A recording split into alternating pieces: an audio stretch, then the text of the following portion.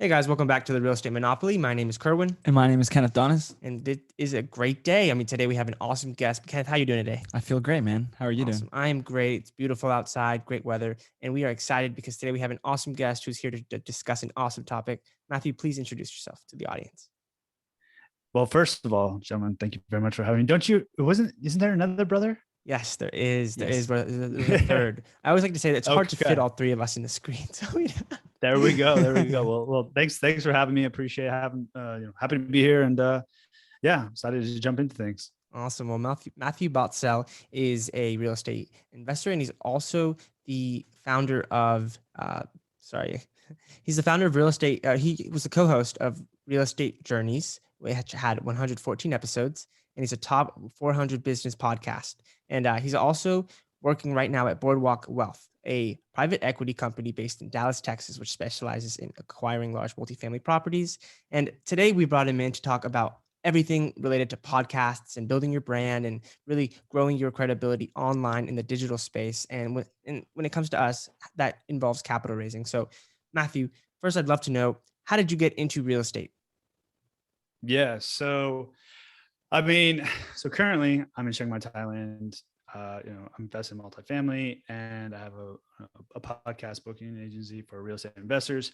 But initially, I got into basically fixing and flipping homes with my mother back in 2008. Long story short, she was overexposed. Portfolio went belly up. She liquidated all of her properties. Fast forward to 2016, I left the United States, wound up traveling the world, wound up in Thailand, fell in love. Got married, had a kid, but during this time, back in around 2018, 2017, I wanted to get involved in multifamily, and I started thinking of my next moves for when I was going back to the States. And I was like, okay, like studying Grant Cardone, watching all this stuff, reading all these books, and I went on Bigger Pockets. And what I did from there is I created a digital meetup group. It basically consisted of about 6 to 8 members all throughout the United States. We met, I think it was once or maybe twice a month. I can't remember the specifics, but we basically met monthly. And, a lady who was basically following my progress liked what I was doing. And she said, after 2 or 3 months, she said, hey, I really like what you're doing. Why don't I connect you with somebody that's starting up their own private equity firm? Mm-hmm. And I got my foot in the door, started working my way up, was basically on the ground floor, employee number 2, and was able to invest and acquire properties and invest through the GP shares. And then in 2020, I started Elite Podcast Bookings, which is a real estate podcast booking service, which specializes in helping people raise capital and attract deal flow. And I had a podcast as well during that time, which you said in the intro was 114 episodes. So yeah, that's just a little bit about me, kind of a quick rundown. Awesome. Awesome. I love that. And you touched on your mother and her background in real estate, and how she ended up having to liquidate her assets during the 2008 crash. I was really curious to know, how did that impact your perspective on real estate, and I guess why you chose to pursue multifamily? Yeah. So, economies of scale, right? So with multifamily, we'll just say you have 100 units, right? Mm-hmm. 10 people leave at 100% or at 90% occupancy. Right now you're at 90 units. My mom had, probably maybe in her prime, maybe probably close to maybe 8 units. Mm-hmm. But when people just are clearly not paying, like one resident clearly not pay several months, and then another, and you're, a mother at home with 2 boys, and you're floating mortgages that are, $1,500 a piece. And after 6-7 months, that just drains your bank account. Mm-hmm. And so she let a couple of them go into foreclosure, sold some of them. And she always jokes, she's like, man, if I would have just held on to those, right? Like, Yeah. she would have been sitting pretty. And we're from Denver, Colorado, right? So Oh, wow. that's prime real estate right now. So that would have been great. But, seeing that happen, that was always just kind of shocking and an eye opener. And multifamily after that just kind of seemed like the next step. I know people that fix and flip homes that make a lot of money. Mm-hmm. It's good for, a quick buck, but, as far as economies of scale, you can't really beat multifamily. if you buy right, Absolutely. Yeah, and I just kind of want to touch on that just because most people when they face adversity or even, like in this case, kind of losing or seeing somebody lose a lot of properties in real estate, they might never go back to real estate. But what about real estate just made you want to come back and just pursue it in a different, field or asset class? Yeah. So I don't know. I always liked real estate, right? Like Hmm. Yeah. my mom, like so this is dating myself, right? So they used to have flyers and people would have like a sign and they put it in say for sale and they have like a little like a box kind of, right? And my mom would be like, go run up and get a flyer. And I'd be like a kid, I'd run up there, get a flyer, back, we'd like look at it. She's like, okay. And she would do like the bidding and whatnot. And then she'd be like, oh, we bought a property. Great.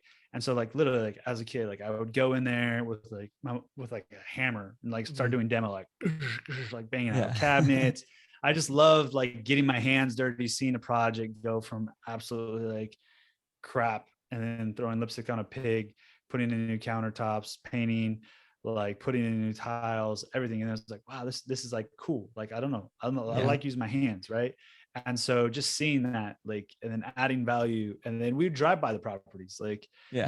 as we sold them, we'd be like, yeah, let's go see, if they still have that tree out front. And then, maybe they sold the home like 2 years later, it's the same residence. And you're like, oh wow, like they're not taking good care of the garage. Like, remember when that garage fell on top of you? Like, so yeah, I always just like the actual tangible asset in itself. Yeah. Yeah. And I guess with that experience, that's always just resonated with me. And then I kind of living abroad just had to transfer that passion into a digital sphere, Absolutely. and kind of bridge the gap.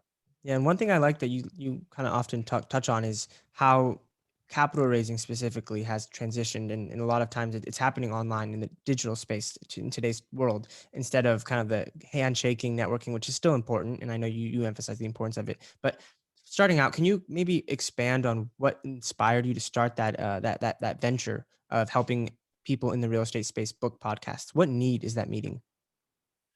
Yeah. So the, I started the company in May 2020, right? Like we'll just say right in the heart of COVID.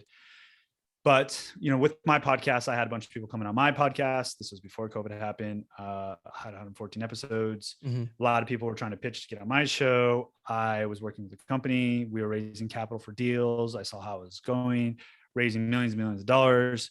I spoke with investors. I was working with investors relations. So I kind of just took all my skill sets and bridged it under one.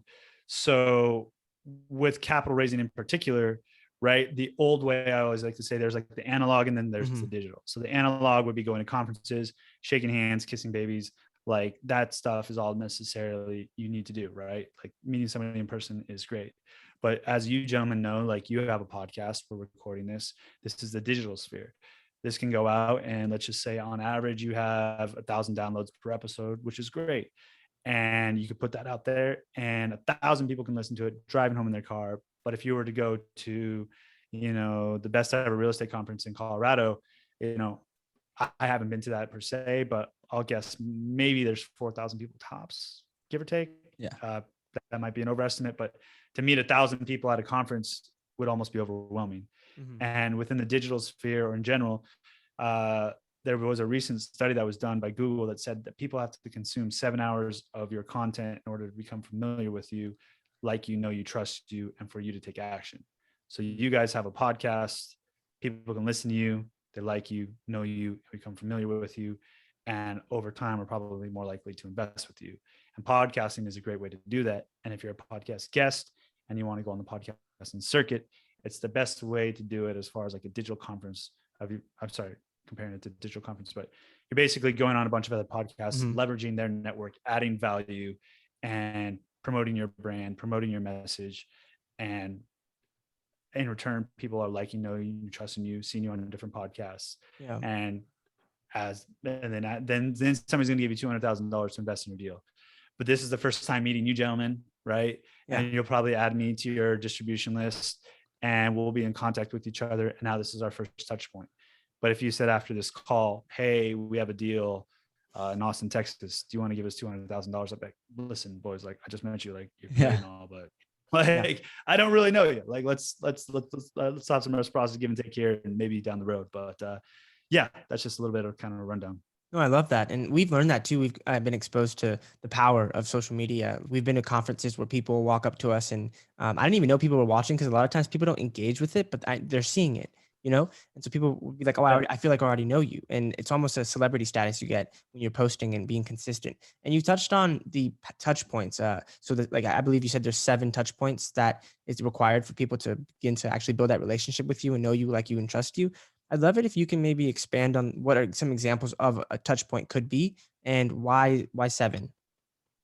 Yeah. So before there was an American Express, and American Express said it was 7 different touch points. Then recently I was listening to a marketing guy, and Google ran a survey that said it's actually 7 hours of content, right? So we'll just go with the 7 touch points, which is probably is very valuable. So a different touch point would be like if you think about it from American Express's standpoint, you see an advertisement on the television, that's one touch point. They send you something in the mail, that's another touch point. They send you something in the mail for Christmas, that's another touch point. And you're like, why do these guys keep sending me this BS stuff that I always throw away? Because they know after 7 times, you're more likely to take action, right? They fancy it up the packaging. They say they're going to give you a trip to Cabo. And the law of reciprocity says that when somebody give something to you, you're more likely to give something back. So now it's like, well, I'm getting some rewards points. Oh, I want to go to Cabo. And now all of a sudden you're in their funnel and you sign up. So listening to a podcast, blog post, mail, newsletter, social media, Twitter, anything where you could basically eyeballs.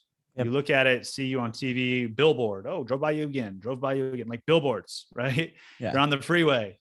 You drive the same way to work every single day. You're like, that guy saying like 1-800 flip home, call now. It's like this guy. Because they know. Yeah. It's just a repetition, you know, and over time, like it just becomes ingrained in you. And then all of a sudden you're like, hey, I want to flip my home.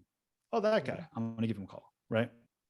Yeah, and that's a really good point. And you mentioned Grant Cardone earlier, and I'm a really big Grant Cardone fan, and he talks about being omnipresent and really just consistently putting your content out there, because eventually, like you said, people will see you, you know, either on YouTube or they'll see you on Twitter or Instagram or listen to your podcast and different places, and then they'll start following you, and that's how you get more people to pretty much join your like audience. And once you do that, you know, depending on what kind of, you know, if you're trying to sell a product or in our case trying to raise money, you can get more people into your funnel and achieve what you're trying to achieve. So I think that's a really good point. Absolutely. But I would kind of, let's say people are taking the action it takes to kind of be on podcasts as a guest or potentially even host their own podcast.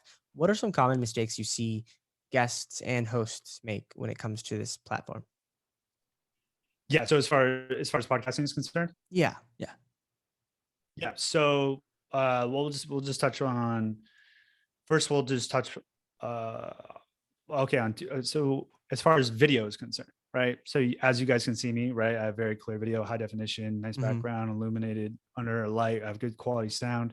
You gentlemen said that, you know, predominantly it's audio and you use the video, but imagine if, you know, you're the host or you're the podcast guest and you have crappy audio or you have crappy video and you go to listen to it and you're like, listen, these guys can't even buy a good camera. These guys can't even buy a good microphone. What makes me think that they can handle $100,000 of my money? I'm out already. Yeah. You know what I'm saying? Like these guys can't even consistently post one podcast episode a week. Like what makes me think that they can get a consistent deal flow? What makes they can consistently handle my money? And then going back to the digital side, right? There's analog and there's digital. So with digital, you can't fake. I mean, you can fake digital, right? But it's like to fake 100 blog posts, that's going to take some time. Yeah. To fake 100 to fake 100 followers, that's going to be pretty easy to do. But if you have, you know, 100, 200 podcast episodes, that like you can't just snap your fingers overnight. Yeah. You actually have to do the work, right? You have to proof of work. You have to put it in, and then that stuff slowly compounds over time. So you can Google my name, you can Google your name, you can Google your podcast, and within an instant of a second, you already have your credibility. Yep. And the thing is that compounds over time. And as you guys know, the more you do, and like you're saying, the Grant Cardone being omnipresent, like people are going to radiate with that message. People want to be on an upward spiral, right? They want to be on the up and up, be like, oh, I knew that guy win. When a plane's crashing, going down, everybody's jumping off, right? Yeah. They want momentum. Oh yeah, I was on episode 2. I was on episode 100. Like, wow, great, congratulations. People want the underdog. People want to cheer for something like that. People don't want to be a part of something that's like June he had an episode. They didn't do anything February. March they had one. So just I would say, like, as far as like consistency on both parts. Yep. Consistency. Being a capital raiser, are you putting out your newsletter on time? Are you consistently having good audio? Are you consistently having good video for both the host and the guests? Mm-hmm. Are you easy to work with? I just recently had a podcast episode this morning that I was supposed to record, and the guy canceled on me 3 times. And I said, listen, I messaged him. I said, listen, like, I'm sorry. Like, I'm gonna have to respectfully decline. Like, I can't do this. Yeah. Like, I'm not. He's like, yeah, listen, like, I understand. And if you want, like, we can just send me over sometimes. I'm like, nah, dude, like, it's not worth my time. Like, even if that episode does go live, like, what makes me think like you can even have like a good podcast going? So, being consistent, doing what you say you're going to do. And, over time that stuff compounds, and a lot of people quit before the results show up, before the compound effect. Absolutely. And that's like a reflection of character too. And I think that'll correlate and translate into how you perform in terms of like being a real estate investor, operating the asset, being a steward of other people's capital. It's like about building that trust, and people invest emotionally. So how they feel when they're listening to you, and if they feel motivated, or like you're like someone they would even want to eat a meal with, for example, or somebody they would want to be friends with. If they actually feel like they like you, then they probably are more likely to want to invest with you, and things like that just take time. And that's why we've seen the benefit of it, because over time people have been following us on our social media and our platforms like podcasts like this one. And through time they've seen us, and we always like to say it's like our receipts, our posts since we started 2-3 years ago. And so they can pull it up. It's almost like I can't fake that, because you can go back in time, but I can't make old posts. Yeah. Yeah, you can't fake it at all. Exactly. Yeah, for sure. Yeah, exactly. I like the receipts part. That's well said. I love it. Thank you. But no, you can use that. But in general, Okay. when someone, let's say someone is on our show, or someone's listening to our podcast, and we end up getting an investor lead, right? How would that listener, go from being just one-time listener to your podcast to eventually investing in one of your deals? Like, what does that process look like? Is there a funnel system that you have for that? Yes. So you're asking me, so you're saying somebody is listening to your podcast episode, and how do they go from a listener to an investor? Yeah, right? Exactly. Like, what would be the funnel, or what kind of marketing would I need to put out in order to capture them? Yeah. So, I mean, your podcast is a form of marketing, right? So you, as far as the podcast host, you would have different call to actions, right? So you could have different landing pages. You could do different giveaways. But basically what I would try and do is I would try and acquire their email, and then I would put them on your distribution list. And dependent upon how you came in contact with them, I'm sure you're probably trying to set up a phone call with them to screen them. And then I would take proper notes on your conversation. And we'll just say Joe Smith lives in Dallas, Texas, and he loves the Cowboys, and his son goes to school in Miami, right? Great. He's an accredited investor. You got him to your distribution list, however you got him, whether that's, he left a review, he's in your sales funnel, whatever. And so now you have his email, you had your contact, you've had your conversation, and reaching out like a normal human being would to someone that you care about, right? Hey, John Doe, your kid's going, I know college is starting back up in September here, and Miami's got a hell of a game for week 1. Like, all the best of luck to your son and his football season, right? It's like, wow, that's great. Like, yeah, one, he remembered my son went to Miami. Wow, thanks. You give, hey, here's an article that I thought might help you look. I know you're looking for fixing and flipping properties in Orlando. Here's an article I ran across on Bloomberg. I think you'll enjoy it, right? Now you're starting to develop a relationship, and then maybe you have a deal that fits his investment criteria. You run it by him, you send him an email on your newsletter. Maybe he doesn't see it. Maybe you personally call him, maybe you personally text him.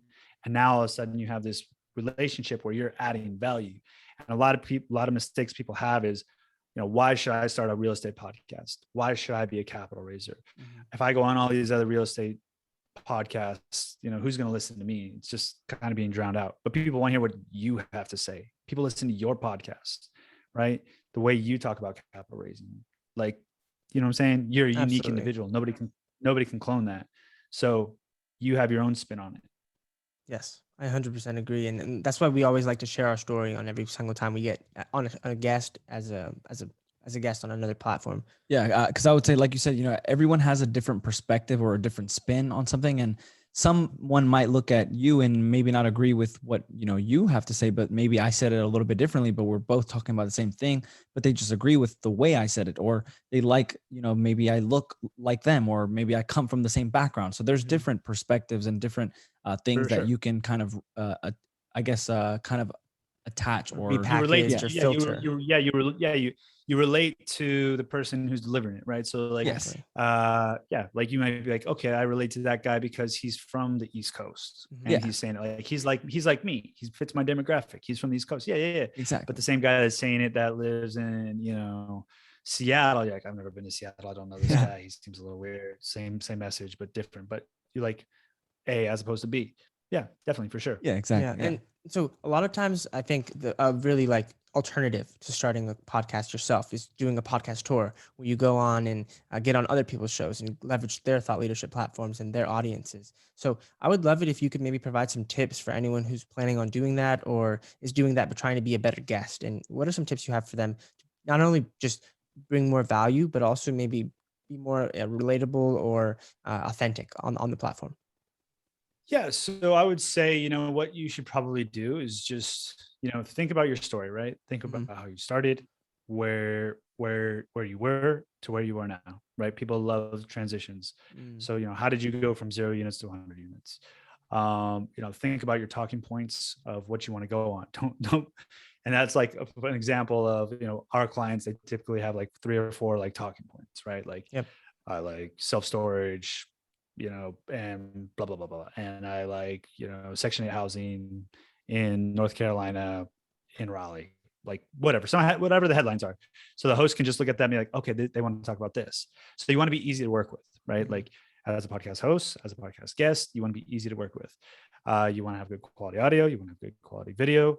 You want to basically have all your ducks in a line. You want to have your headshot sent over to them in time. You want to have all your media kits, make sure your websites, everything's up and running. You want to be easy to work with. You don't want to be the guy that's like, hey, your episode's about to go live on Tuesday. Can you send us your headshot? Oh, you don't have it. It's like, bro, nobody wants to deal with that. So be somebody that's easy to work with, right? And know that if this is your first time going on a podcast, like you're going to make mistakes. You guys have said you've been doing this for 2-3 years. Like you still make mistakes, and nobody's perfect. Nobody has their messaging down pat, but the more you talk about it, the more you practice it, the better you feel and the more confidence you have. And you're going to muddle your way through it, and that's fine. And people want to help other people out who are trying. You see those things on Instagram that are like, the guy's 400 pounds, but he's giving it his all and he's on the treadmill. Yes. Like, dude, yeah, man. Like this guy's out there getting it. He's trying. Exactly. He's actually trying. Like, I'm gonna watch this. I'll give him a like. Like, yeah, this guy's trying. But somebody that says like, oh, I'm trying to raise capital. I'm trying to do deals. It's like, how many deals have you underwrote? What are you doing to look at deals? Where are you looking for deals? What's your investment criteria? Well, like school, and then semester's over, and then it's like, everybody's busy. So 100%. what gives? What are you doing? You know what I'm saying? No, exactly. It's all about taking action. That's what we're big advocates for. It's like failing forward. You're never going to know everything. And like you said, we still make mistakes. And we're always making mistakes. And it's just about being willing to be uncomfortable and be comfortable in that uncomfortable space and learning on the go, because you don't really know everything. And I think people can relate to that too. Like people don't really relate to someone who's perfect. So when you make a mistake, it's okay. I mean, it's like, oh, they make mistakes too. Yeah. So I think that's a lot of value there. That way you don't look like a robot. And exactly. like, even pro athletes and like, sorry. No, you're good. No worries. I can go back and edit that. We could just pick it up. You said, yeah. Yeah. So, so to piggyback off, just your insecurities, right? Yes. Like I was listening to David Goggins' audiobook, and kind of what I took from it is just, embracing your imperfections, right? And when you own something, like nobody can harm you because you own it, right? Yeah. You can be like, yeah, I'm dumb, yeah, I'm illiterate, I work hard, like my mom is fat, if like if you're getting, what I'm saying? Like if you're getting out ahead of the Absolutely. PR, if you're getting out ahead of the storm, right? And then somebody's like, oh, like, yeah, your mom's fat. You're like, I just told you my mom was fat. Well, You thought I was lying? you know what I'm saying? Like, you're like, Yeah. oh, wow. And so like being a human and being Yeah. like, listen, like, like, yo, I'm like 3 or 4 pounds out of shape. Like I'm trying to lose some weight. Like, I have some insecurities, and people are like, yeah, they relate to that. They're like, yeah, me too. Yeah. But when everybody Absolutely. says they're perfect and they're like, they've never had a blunder and this and that, it's like, that's just not, nobody relates to that. And when you're a vulnerable Yes. person, and you're there and you're present, and you're listening to somebody, whether it's capital raising, a podcast episode, people can relate to that. People can hear that. And that's who people want to work with. People don't Yes. want to be with somebody that's a robot, like, okay, so $100,000, right? It's like, you kind of sound like a banker, whatever. Like people want to relate to you and be part of your story. Yeah, no, it's the key word I think that you said, there's vulnerability. And that applies not only if you're like a podcast guest, a podcast host, if you're networking out there, trying to meet people in person, raise capital in person, or even just do deals with brokers as a real estate investor. Like it applies to everything. I think that kind of shows that you're more complex. And like I'm a big fan of storytelling. And that's like one of the key principles in storytelling is really appeal to that like imperfect side of everyone, because everyone is imperfect. So everyone can relate to that. And if that's really like communication, sales, psychology, people will be more likely to build a relationship with someone that they can relate to. Yeah, no, I 100% agree. Earlier in the podcast, you did mention, that example of going to an event, maybe meeting 4,000 people, but having a podcast, you can reach out to 1,000 people. So we all know, I mean, you're in real estate, we're in real estate. We know that your network is your net worth, and, networking is very important. And nowadays, or even in the older days, people didn't have the opportunity to put their, content out to thousands of people. But nowadays we have in the internet, we have social media. But in your eyes or your opinion, like what would be the best way for people to network online without having to go, travel and spend all this money, if people can't either afford or just Don't have the can't time. have the time to go to events? Yeah. So you're asking me, what's the best way to network currently online today? Is that correct? Yes. Yeah. So the best way you can network is to lead with value. So it doesn't matter if 1,000 people listen to this episode and nothing happens. If 1,000,000 people listen to this episode and nothing happens, it would be worthless. But if 1,000 people listen to this and 900 people got value, well, then you have something. So if you reach out to 1,000 people on LinkedIn and you send the same BS of, hey, I saw we had some people, I thought we should connect, I want to add you, whatever, maybe I'll accept you. I did that for the longest time, and now I just block those. I don't block them, I just don't accept it, right? Yeah. But if you're a genuine person and you said, hey, John Doe, I saw that you didn't have a banner on your company website for your private equity firm. I went ahead and took the initiative of 15 minutes of my time and created one for you, and I've attached it. Feel free to use it if you'd like. Now you're leading with value. Let's say you do that to 10, 12, 20 people, 50 people, 100 people. Odds are 50% of those people are probably gonna get back to you. Now you've developed, and they know that you've led with value, and you are somebody that is going to do something, right? Man of action. Yeah. And now if you say, hey, I'm underwriting this deal, I'm struggling to make these numbers work. Like I heard you on a podcast and you mentioned like the LTV being blah, blah, blah. Can you mind hopping on a call? Yeah, sure. 5 minutes of your time. No problem. Right. But if you reached out to 1,000 people cold and just said, blah, blah, blah, blah, blah, blah, it's like, I mean, are you networking?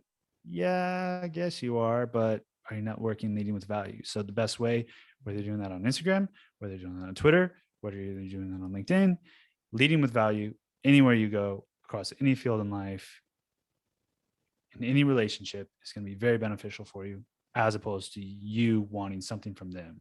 Yes, that is that is such That's gold. yeah. That's awesome, and I completely agree because a lot of times like that, I feel like that'll stand out among all the DMs that a lot of the times you'll get. Like on LinkedIn, we're always getting blown up, but hardly anyone's done anything remotely like that. So that would absolutely catch my attention, and I would want to know who that person is. Yeah. And I'd be so Yeah. willing to give some of my time and for, anything that they need or just, get to know them as a person. Yeah, and so it is almost time for our speed round, but I did want to ask quickly, in terms of like Yeah, call for to sure. actions, because you mentioned call to action when you're on. I think that applies to when you're creating content or when you're being a host or a guest on a podcast. What is some good rules of thumbs for creating a strong call to action? Yeah. So when you're a podcast guest and you go in on other people's podcasts, what you're going to want to do is you're going to want to have a call to action that is basically bringing people to, let's say you have a landing page, or you have we'll make it simple. You have Mhm. so for example, I will say, hey, if you've listened to this podcast episode, go to my website, Lead Podcast Bookings, in the upper right-hand corner, schedule a call, enter the promo code 1234, and you will receive 25% off your first billing cycle. Mhm. Right. So if somebody's listening to that, they're like, okay, wow. Oh, I forgot to throw in like for the first two people, right? So you Mhm. throw in some scarcity. First two people to listen to this, go to my website, enter the promo code 1234. They will receive 25% off. Clear, concise, something short, something sweet with scarcity. The first two people are going to be the first two people into it. All right, I got to take some action.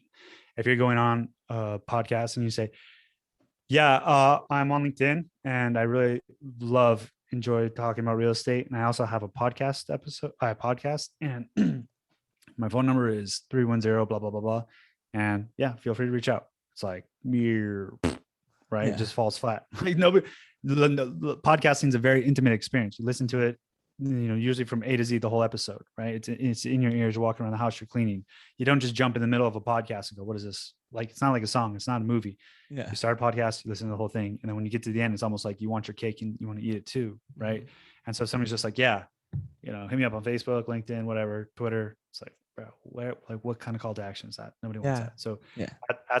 add some scarcity, have it be, directional, limited, one way, and you'll notice more people in your funnel than as opposed to not in your funnel. Well, that's awesome, and I'll just kind of build off of that a little bit. I think the key is also to add value, and like for us, what we've kind of come across learning is it has to be a no brainer for them because like you're not asking for nothing. Typically, you want their email address, and a lot of times people are hesitant to give it out. So if you want their email address, it has to be like a very overwhelmingly unbalanced trade. Like they have to be getting so much value for them to give you their email address that it's a no brainer. Oh, okay, I'll totally get that free passive investing guide just so I can give you my email bet. Like that's easy. Yeah. Yeah. My underwriting Exactly. calculator, or I will review your underwriting model for the first two Yes. people. And people are like, well, great. I'm underwriting a deal right now. Like, I'd love to have somebody look at it. Yeah. Exactly. But yeah, for sure. I love that. I love that. Well, awesome. Thank you for all that value. It is time for our speed round. Are you ready? Let's do it. Awesome. Awesome. All right. First one. What is the number one thing that you are doing differently today? And I would appreciate if you could maybe tie it into like marketing or podcasting or branding or something like that. So one thing that you're doing differently today that you weren't doing when you first started. Ramping up my social media. Love it. Love Awesome. it. Awesome. In business, what was the biggest failure, and we like to call it lesson, that you've learned, when it comes to business, and you can relate that to podcasting if you'd like? I would say, the biggest lesson that I learned is to get things in writing and trust people based off of their actions, not what they say. I love that. I love that. Yeah. What is the number one book that has impacted you in your business or personal life? One of my favorite books is The Alchemist by Paulo Yes. Coelho. I'm actually rereading it right now. I've been reading it every night. But that is a very powerful book as far as like a man on a mission and trusting faith and going with what his gut is. And if you've read it, it's a very impactful book. So I would recommend that book. I just read that book. Like I just finished it a few weeks ago. It was awesome, life changing. Yeah, so powerful. One of my takeaways was focusing on your personal legend and pursuing it and pursuing it and pursuing it Yeah. over everything. And I think that's just one of the keys to like being fully fulfilled. It was awesome. Yeah. And love when you it. look at it, like, and they talk about omens, right? Like you're like, Yes. you see something and you're like, oh, like they cut me off, but it's like maybe they cut you off going to work, and now you didn't get that accident, 3 story or like 3 minutes ahead, and you get to live. Like you don't know, I love that. crazy. No, so true. Awesome. Well, moving forward, what are you aiming to accomplish, and what's your long-term goal for your business and your life? Yeah. So loaded question. But I would say I'm like quick lightning round. Yeah. Okay. Is this like a 30-second answer? Yeah. Yeah. So just real quick. So, with my business trying to scale, add some more social media, creating more micro content for clients, and basically positioning more video for people in the real estate industry and helping them market themselves better. Within my own life, I'm having a second child in Nice. the middle of October. Oh, So having my congrats. second child. Yeah, thanks. Second boy. So just looking forward to life, and watching and raising 2 strong boys and living and having a happy family. That's awesome. Congrats. You I gotta love it. have them read The Alchemist early as well. Yeah, man, for sure. I love it. Okay, and you've already dropped a lot of good advice here on this podcast today. But if you could leave one piece of advice to someone listening today, what would that be? My piece of advice to somebody that's listening to this would be that, everybody is a unique individual, and everybody, wants change and can change. And we aren't dinosaurs. And if you want to reinvent yourself and do something, go out there and make it happen for yourself, because you can do it. And don't let anybody tell you that it can't be done. That is awesome. And Powerful words. Mic drop. On that note, Yeah. Matthew, if anyone wants to learn more about you or just kind of follow you on your journey, where can they go to do that? Yeah, sure. So you guys, I appreciate having me on. If you want to get into my funnel, you can go to elitepodcastbookings.com. You can schedule a call in the upper right-hand corner, enter the promo code 1234, and we will give you 25% off for the first 2 people to enter that code. I love it. That's what I would direct people. Awesome. Well, thanks again for being here, Matthew. It was awesome chatting with you, and we appreciate your time. Yeah, absolutely. Thank you today. Likewise, gents. Thank you. Appreciate it. Everyone, thank you so much for tuning in today to the Real Estate Monopoly. This is Kerwin, This is Kenneth. and I hope you guys have a great rest of your day. Please make sure to leave a 5-star review and a comment down in the comment section below, and let's get out there and take action. Have a great one.